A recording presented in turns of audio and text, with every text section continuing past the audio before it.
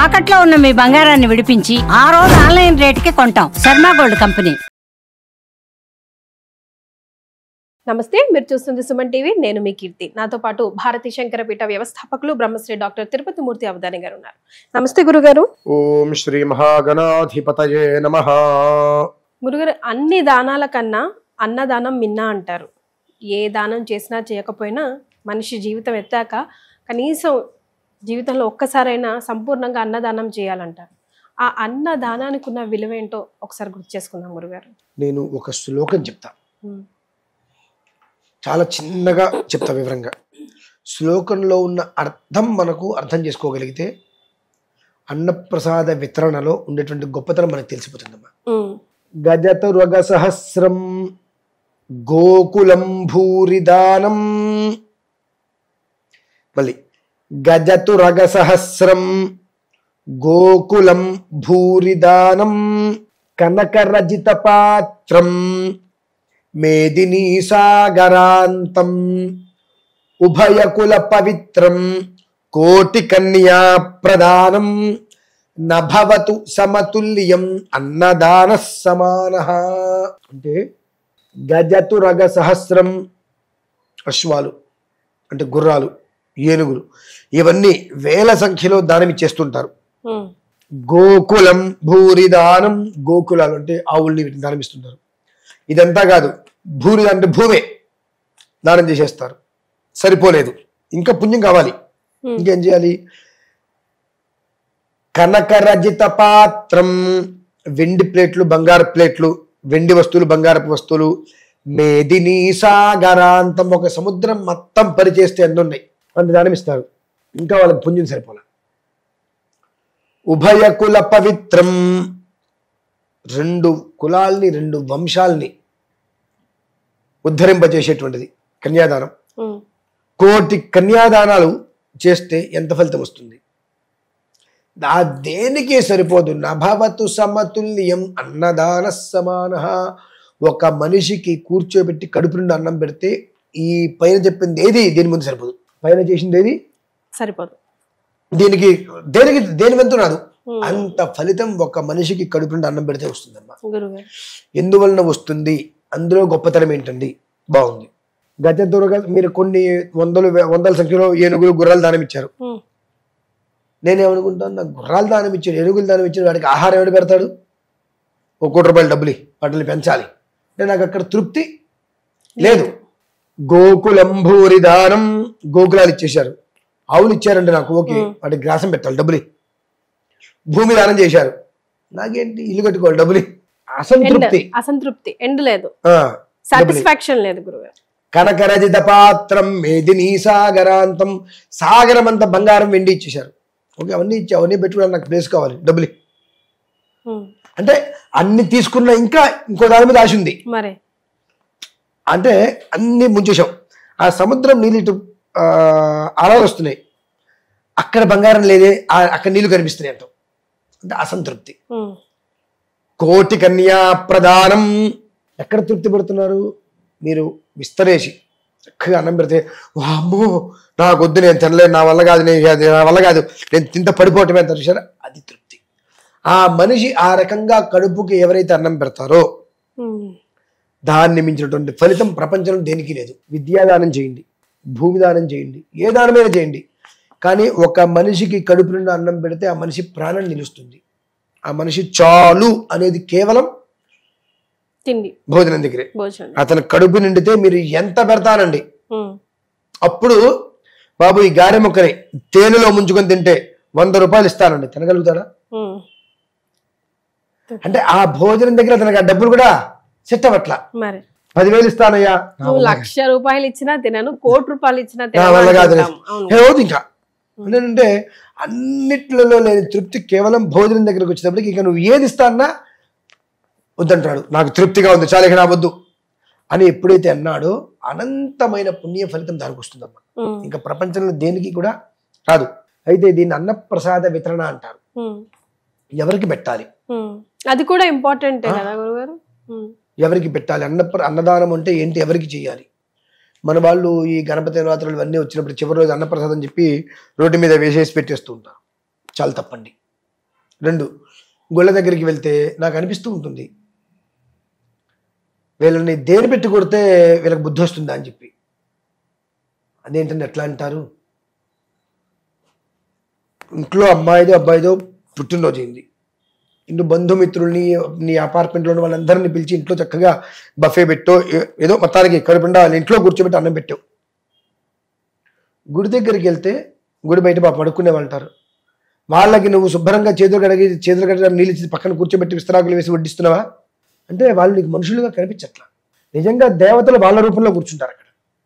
అమ్మా భవతి భిక్షాన్ని అడుగుతున్నారంటే నువ్వు అన్నం పెడుతున్నావు అంటే నీ పాపాన్ని మొత్తం వాళ్ళు తీసుకుంటున్నారు. అదే కొన్ని చోట్ల మీరు గమనించి ఉండొచ్చు, తోటకూర పెట్టండి ఆవుకి తెందవు, బెల్లం మొక్క పెట్టండి తెందవు, అరటిపళ్ళు పెట్టండి తెందవు, కొంతమంది పెడితే తినేస్తాయి అవి. ఎందుకు తినవు అంటే నీ కర్మ నేను ఎందుకు అనుభవించాలి? వాటికి తెలుసు వీడు ఎంత కర్మ చేశాడో ఆ కర్మ నుంచి నిష్కృతి కోసం నా దగ్గర వచ్చి ఆహారం పెడతానని వాటికి తెలుస్తాయి. కాబట్టి అవి తినవు. పక్క వాళ్ళు పెడితే తింటాయి, పెడితే తినవు. చావు కొడతారు పాపం అన్నప్పుడు నేను పెడితే తినవా అని చెప్పి. నీ కర్మ అటువంటిది. ఈ కర్మను తొలగించుకోవడం కోసం నువ్వు అన్నం పెడుతున్నావు. నీకే డబ్బులు ఎక్కువయ్యో నువ్వు పెట్టట్లా. నువ్వు ఒక మనిషికి కడుపు నుండి అన్నం పెట్టావంటే నీ కర్మను తొలగించుకుంటున్నావు. ఆ కర్మ మొత్తం వాడు పుచ్చుకుంటున్నాడు. గుడి దగ్గరికి వెళ్ళేటప్పటికి 10 మంది కూర్చుంటావు, ఏం చేస్తున్నావు? ప్యాకెట్లు తీసుకెళ్ళి ఇచ్చేసేస్తున్నావు. ఓకే, అందరికీ నేను ఎప్పుడు ఏదో ఒకటి చేస్తూ ఉంటాను చెప్పి చేయడం వేరు. గురుగారు పుట్టినరోజును ఏదో ఇంట్లో నువ్వు ఒక రకంగా అందరికీ ఏర్పాటు చేసుకుని గుళ్ళోకి వచ్చి పొట్లాలు కట్టి ముట్టుకోకుండా పైనుంచి ఎగరేస్తున్నావు, చేతికి ఇస్తే చచ్చిపోతావా? ఇది నువ్వు ఎప్పుడైతే చేశావో అంతకంత దోషం నీకు ఆపాదిస్తుంది. నువ్వు పెట్టద్దు. నువ్వు పెట్టదలుచుకుంటే శుభ్రంగా వాళ్ళందరికీ చేతులు కడిగించు, కాళ్ళు కడిగించు, కూర్చోబెట్టు, విస్తరాకులు వేయి. దగ్గరుండి ఇంట్లో అయినా ఎలా వడ్డిస్తున్నావు నువ్వు? అలా వడ్డించు. భగవంతుడు అక్కడ కూర్చుని తింటాడు. తిన్న ప్రతి మెతుక్కి భగవంతుడు రుణం తీర్చుకుంటాడమ్మా. తిన్న ప్రతి మెతుక్కు భగవంతుడు నీ రుణం తీర్చుకుంటాడు. అలా కాకుండా నువ్వు ఏ రకంగా అయితే కనుక వాళ్ళు ముట్టుకోవాల్సి వస్తుందో, రకరకాల వాళ్ళు మనుషుల కింద ట్రీట్ చేయకుండా మనం ఇట్లా పొట్టాలు ఇచ్చేసేసి ఎత్తి చేతు కూడా కాదు కనీసం చెలిపోతాం కానీ అందులో ఎన్ని మెతుకులు ఉంటాయో ప్రతి మెతుక్కి నువ్వు రుణం తీర్చుకోవాల్సి వస్తుంది. ప్రతి మెతుక్కి నువ్వు రుణం తీర్చుకోవాల్సి వస్తుంది. నువ్వు రుణం తీర్చుకోవడం ఉత్తమమా, నీకు రుణం తీర్చుకోవడం ఉత్తమమా, అది ఆలోచించుకో. ఇప్పుడు నిజంగా మీరు చెప్తే నమ్మరమ్మా, వారానికి ఒకసారి 183 మందికి నేను అన్నప్రసాద వితరణ చేస్తున్నా. 183 అదొక లెక్క గురుగారు. లలితా సహస్రనామం 183 కదమ్మా. అచ్చా, ఓకే. ఆ విధానాన్ని 183 మందికి అన్నప్రసాద వితరణ చేస్తున్నా. ఎక్కడ గురుగారు? ఒక్క చోటనే కదమ్మా, మొత్తం ఒకరోజు పెరుగన్నం, పులిహార, కదంబం, దద్దోజనం 2 రకాలు ఏదైనా సరే ఇట్లా ప్యాకెట్ లా కట్టేసేసి 2 కవర్లో పెట్టడం, చిన్న వాటర్ బాటిల్ అందులో పెట్టడం, హాస్పిటల్స్ కి పంపించేసేయడం. హాస్పిటల్స్ బయట ఎక్కువగా ఉంటారు, ఎక్కువ శాతం వెళ్తే ఈ క్యాన్సర్ హాస్పిటల్ అటు వెళ్తూ ఉంటాను, లేదా గాంధీ హాస్పిటల్. ఈ వీడియోస్ తీయడం నాకు ఇష్టం ఉంటుంది. అంటే చేసేటువంటిది మనం గుప్తంగా చేయాలి, ఆయనకి తెలిస్తే చాలు. భగవంతుడికి మనం ఏం చేస్తున్నా తెలిస్తే చాలు, ప్రతి మనిషికి తెలియక. అటు ఎక్కడెక్కడ హాస్పిటల్ ఎక్కువ ఉంటుంటారో తిరుగుతూ ఉంటాం కదా, మనం చూస్తాం ఎక్కడైతే ఎక్కువ ఉంటారు ఆ వారం. అయితే మంగళవారం లేదంటే శుక్రవారం 183కి మనం పంపిస్తూనే ఉన్నాం. దానికి ఇంకొక మాట కూడా చెప్పాల్సి వస్తున్నాం. మీరు అన్నదానం గురించి వచ్చింది కాబట్టి విరాళాలు ఇవ్వడానికి చాలా మంది ముందుకు వచ్చారు. మామూలుగా ఒక భక్తుడిగా అంటే అన్నదానం నా నుంచి 10 మందికి అన్నం పెట్టాలంటే మీరు విరాళం ఇవ్వండి, ఒక 100 రూపాయలనే ఇవ్వండి పర్లేదు. కానీ మా నాన్నగారు చనిపోయారు కాబట్టి ఆ తిథి దృష్టిలో పెట్టుకొని మీకు ఇస్తానని మీరు నాకు ఇవ్వద్దు. అలా తీసుకుంటే నాకు ఎంత డబ్బు వచ్చేది? ఏది గురుగారు, ఏమవుతుంది? జ్ఞాపకార్థం మెమరీగా పెడతాం కదా. అది పిశాచకూడు అంటారు దాన్ని. ఏం కూడమ్మా? పిశాచకూడు అంటారు. ఎందుకు అంటున్నానమ్మా, మా ఇళ్లలో మా తాతయ్య గారు చనిపోయిన ఆబ్దికం వస్తే భక్తుల్ని పెడతాం, భోజనాలు పెడతాం. ఆ మంత్రానికి వచ్చిన బ్రాహ్మణ భోజనం చేయడు, అది పితృశేషము అంటారు. కానీ ఇక్కడ మంత్రం తంత్రం ఏం చేయట్లేదు కదా. కానీ శేషం వాళ్ళ పేరు మీద మనం పెడుతున్నాం, పితృశేషం అంటారు దాన్ని. ఆ రోజు వంట పదార్థాలని కూడా వారి పేరు మీద జరుగుతాయి. అవి ఎవరికి పెట్ట, ఆ ఇంటి పేరు వాళ్ళకి, ఆ బంధువులకి తప్ప ఎవరికి పెట్టకూడదు. శాస్త్ర ప్రకారం అది పిశాచి కూడా అవుతుందమ్మా. పితృదోషాలు వస్తాయి వాటి వల్ల. అలా తినటం వలన 98% ఆపాదించేస్తాయి దోషాలన్నీ కూడా. కాబట్టి నేను చాలా మంది కన్నా నాకు పుట్టినరోజు ఓకే నాకు పంపించండి, రోజు నేను ఎట్లా చేయను, వారానికి ఒకరోజు చేస్తాను నేను. ఈ వారం రోజులు ఎవరెవరు నాకు పంపించారో వాళ్ళ పేర్లు మొత్తం రాసి నేను మళ్ళీ పబ్లిక్ తీసుకుంటానండి. పేర్లు ఒక లిస్టులో ఈ వారం నాకు అన్నప్రసాద వితరణకి ఇంతమంది డొనేషన్స్ కట్టారు, చెప్పి వాళ్ళ పేర్లు మొత్తం ఎంతెంత వేశారు, గోత్రము పేర్లతో సహా మొత్తం అంతా ఒక దీని మీద రాసి మళ్ళీ దాన్ని పబ్లిక్ చేస్తుంటాను నేను. వాళ్ళు ఆనందపడతారు, నా పేరు మీద వాళ్ళు జరిగింది అని సంతోషపడతారు వాళ్ళు కూడా. అలా చేసుకుంటూ వస్తున్నాం. అంటే ఆ అన్నప్రసాద వితరణ అనేటువంటిది ఎవరికి చేయాలి? తినటానికి లేక ఇబ్బంది పడుతున్న వాళ్ళకి మనం పెట్టాలి. అంతేగాని కడుపు నిండా ఉండేటువంటి వాడికి కుండ నిండా నీళ్ళున్నాయి, ఇంకో చెంచా పోస్తే ఒకటే తీసినా ఒకటే, వాళ్ళకి ఇవ్వకూడదండి. ఆ రెక్కాడితే కానీ డొక్కాడదు అని చెప్పి బయట మనకు పళ్ళు అమ్ముకునే వాళ్ళు, బుట్టలో కూరలు అమ్ముకునే వాళ్ళు అందరూ ఉంటారు, మనం రోడ్డు మీద చూస్తూ ఉంటాం. ఎంతటి దౌర్భాగ్యము అంటే రిలయన్స్ లోకో డిమార్ట్ లోకి వెళ్తే కిలో టమాటా మీద 3 గ్రాములు ఎక్కువ ఉంటే వాడు 2.5 పైసలు ఎక్స్ట్రా మన దగ్గర వసూలు చేస్తాడు. ఇదే కిలో టమాటా తీసుకుంటే వాడు 10 రూపాయలు అంటే 6 రూపాయలకి 7 రూపాయలకి వీళ్ళ దగ్గర మనం బేరమాడతాం. కేజీకి ఇంకో 2 కాయలు ఎక్స్ట్రా వేయి కోసారా మళ్ళీ. వాళ్ళకి కోట్లు ఏం సంపాదించుకుంటారమ్మా? కిలోకు 10 రూపాయలు ఎక్స్ట్రా ఇచ్చి వచ్చేస్తే వాళ్ళు కడుపుకి తింటారు తప్ప ఏం చేయలేరు కదా. అందులోనూ కూడా నాకు తగ్గించు అంటే వాళ్ళు అతను తినాలి, అతని భార్య తినాలి, అతని పిల్లలు తినాలి. ఎంత సంపాదించితే అన్ని కూరలు అమ్ముకుంటే తినాలమ్మా. అక్కడికి వెళ్ళి మనం బేరమాడతాం. అవునండి. పెద్ద పెద్ద షోరూమ్కి వెళ్తే 2 గ్రాములు కూడా ఎక్స్ట్రా డబ్బులు కట్టి బయటకు వస్తుంటాం. ఇటువంటివన్నీ చేస్తున్నప్పుడు ఆ పాపాలు ఎక్కడికి పోతాయమ్మా? అటువంటి వాళ్ళకి నువ్వు కొనుక్కోకపోయినా నష్టం లేదు. నీకు ఇంట్లో పని లేకపోయినా 1 కిలో తీసుకొచ్చి ఇంట్లో పెట్టుకో, బేరమాడద్దు. అన్నం తీసుకెళ్ళి చక్కగా ఇవ్వు. వాళ్ళ పుట్టినరోజు అండి, ఏదన్నా మా ఇంట్లో మా పెళ్లి రోజు, ఏదైనా మా అమ్మాయి పుట్టినరోజు అందరికి ఇస్తున్నా, ఇచ్చుకుని తెలుపు. కడుపు నిండా పెట్టినవాడు పోతావుగా, వాళ్ళు తినేవాళ్ళు అవుతారుగా, అదే ఆనందం. నాకు రీసెంట్గా మీరు అడిగారు కాబట్టి ఈ విషయం కూడా చెప్పి వదిలేస్తాను. మీ అందరికీ చెబుతున్నాను,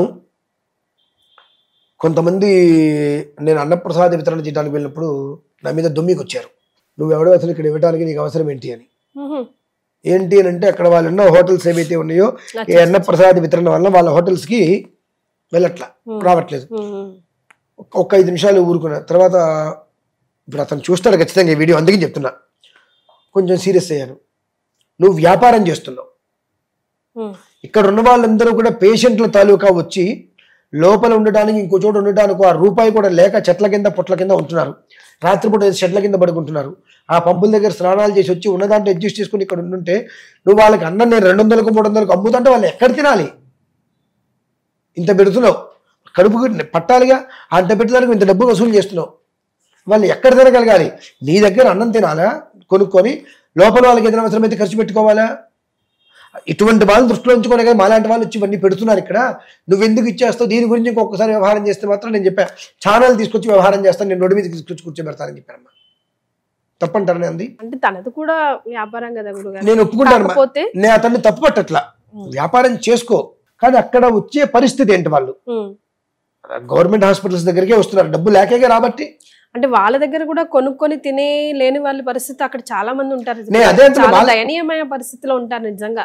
గవర్నమెంట్ హాస్పిటల్కి వచ్చి అక్కడ చెట్ల కింద పొట్ల కింద కూర్చుంటే 6 రూపాయలు లేబట్టే కదా.